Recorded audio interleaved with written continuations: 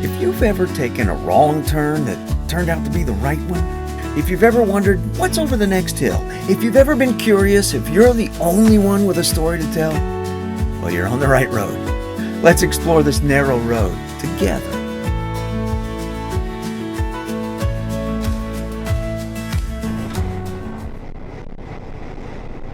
So today we are on the way to my friend Ted's.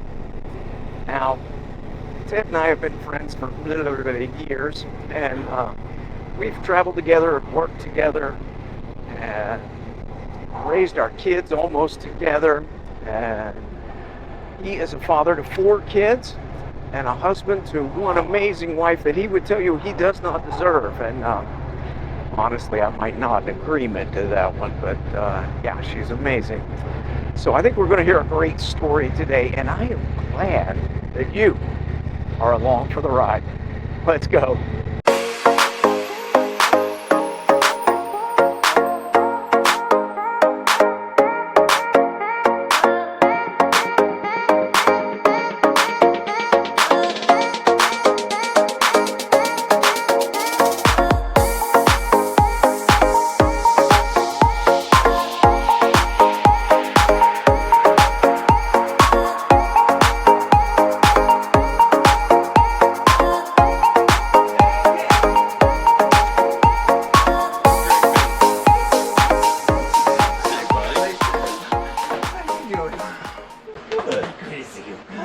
Okay, Ted, I want to ask you this.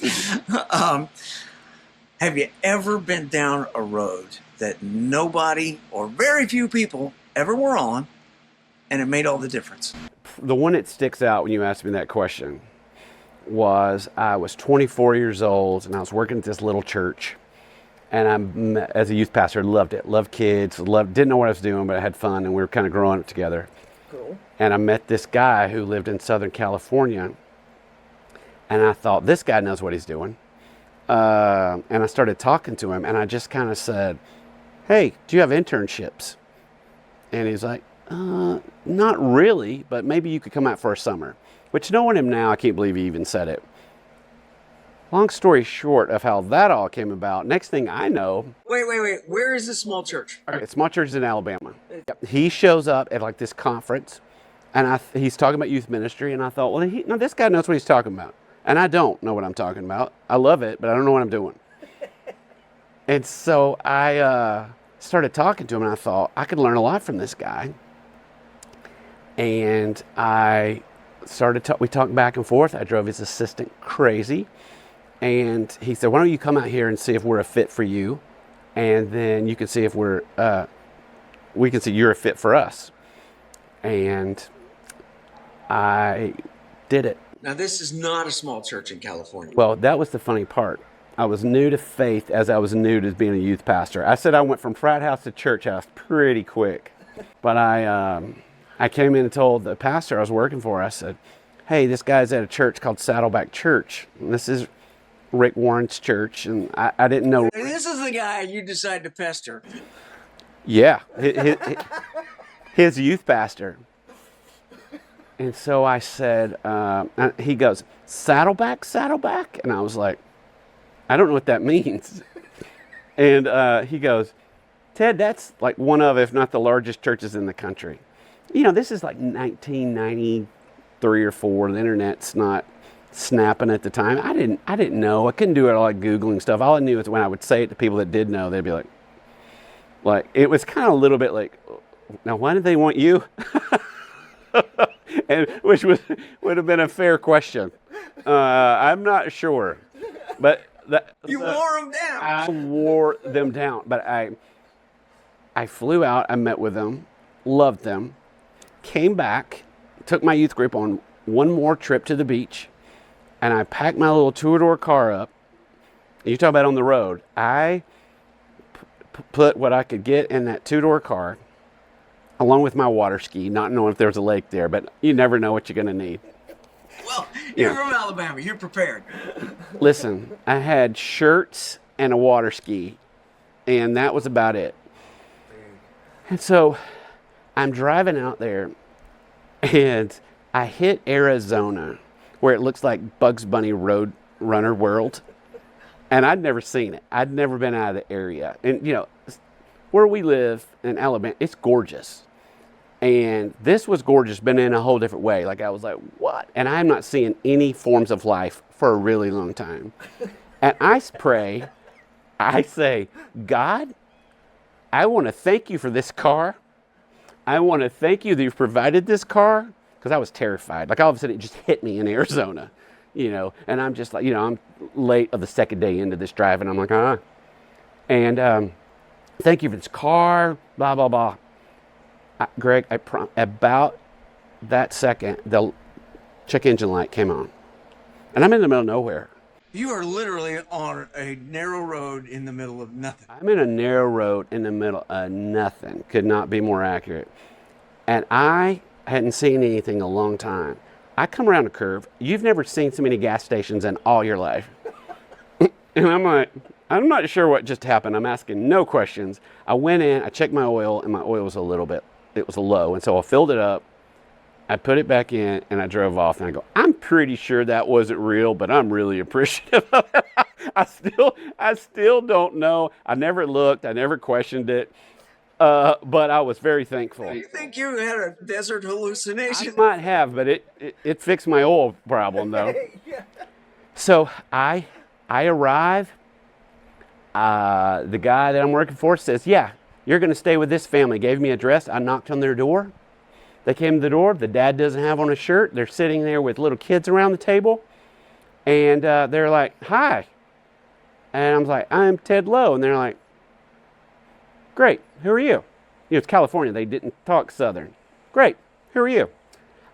My friend Doug Fields told me that I was going to be staying here.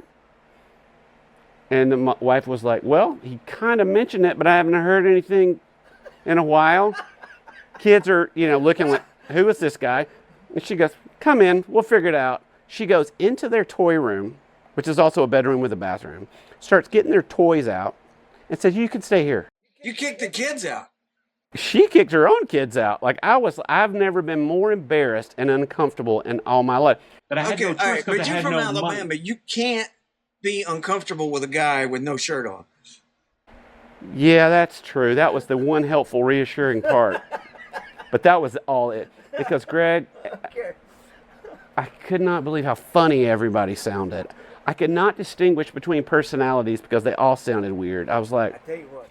Okay, the people on the other side of the camera are not realizing that this is cleaned up Ted. This is not Alabama Ted, and I'm not West Virginia Greg right now, but we speak third world country language. well, Greg, I tell you what, right before I moved out there, I talked about like this. And when I got out there, I was talking like this. And kids, this little boy goes, are you a real cowboy? I was like, I'm something. I don't know. I don't know what I've done. But, you know, Greg, it was one of those things where I just felt like, and I don't know if it was God or me or whatever, but I just felt like I was supposed to go out there. And I went out there, and I'm not going to lie to you, the first little bit, like, I can't understand people. They can't understand me. They associate anything with a Southern accent with stupidity. But they were treating me like anything but. And that's not fair for me to say that. I know that there's all the stereotypes. When they make fun of a stereotype that's dumb, they're going to use a Southern accent. But they treated me with the greatest Southern hospitality. I call it Southern California hospitality. That said, hey, I don't hardly know you, but come on in. And they gave me a home, and I had no money for the first time in my life. I had no money. I was making $500 a month with a $217 car payment.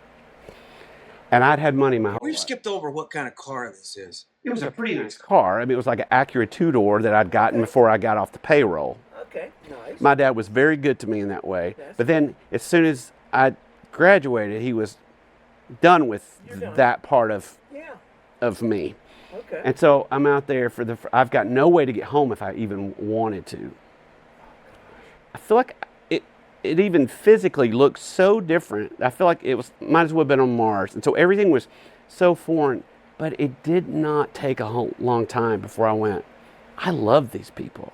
I love what they do. I'd love to go to church on Sunday morning and you would see Mercedes fresh off the showroom floor and then a car that you're praying with them is going to make it up the hill. Was there a moment, or was it gradual, where you went from being in the middle of the desert, maybe I made a mistake, my car's going to die, I just went through some kind of weird vision to fix the oil, right.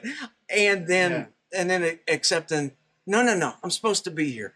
You know, Greg, it was a little bit, what I call it, there's been a couple of times in my life where I call it spiritual coma, where there's almost some Novocaine. Like there's been a couple of roads I've gone down that I look back now and went, whoa, that was crazy. What were you thinking? And I just felt like I was in this place where I'd have a few moments like that, but I felt so much like I was supposed to, and I loved the people so much. I loved being 15 minutes from the beach, which has always been my thing. But the people, it was the way they did life taught me something that I've never wanted to change, and that was community. And it's part of the reason that when we moved here, that I was so intentional about making friends like you, because it doesn't matter where you live or what road you're on. Without community, nothing's pretty or nothing matters as much. It gave me purpose. And so, but when I was there, I fell in love with the place, but I fell in love with the people the most. And it changed my entire life. It was the start and the basis for the rest of my life. I had met my wife 6 weeks before I was about to move out there. And 3 weeks into that 6-week relationship, we decided to get married. That would be another road that everyone was saying. And she flew out a couple times. I went back home a year from the date of our first date. We got married, and she took that road back out with me. Wow. So two things collided, and there we made great lifelong friends. We learned how to do marriage because we were surrounded by great marriages. Yeah. We were listening to this pastor that wasn't beating people up, that loved people. That's nice. But I mean, you both had transplanted into a whole new culture. Oh, yes. And you like animals in the zoo a little bit? Yes. Yes.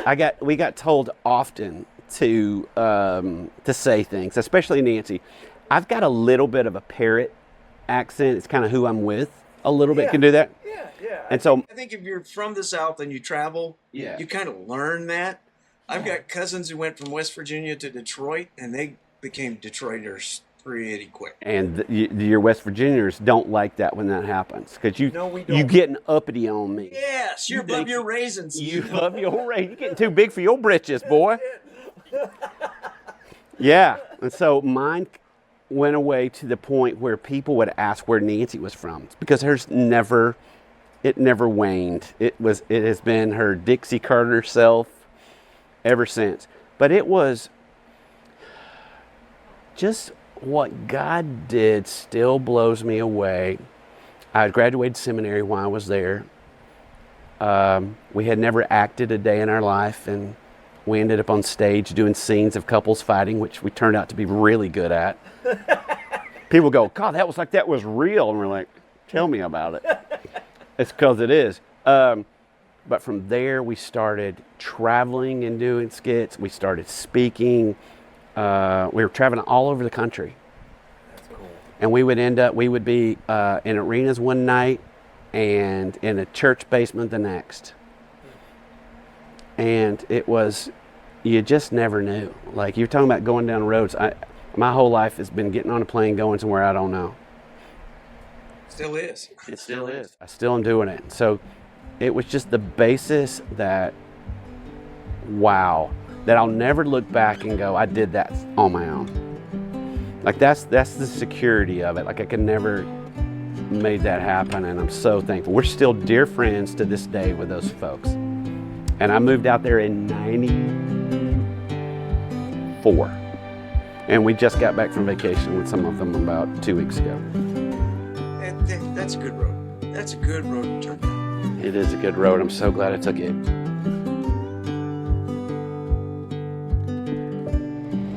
I've known Ted Lowe for decades, and I've never heard that whole story before. And it's starting to rain. Maybe added punctuation for the story.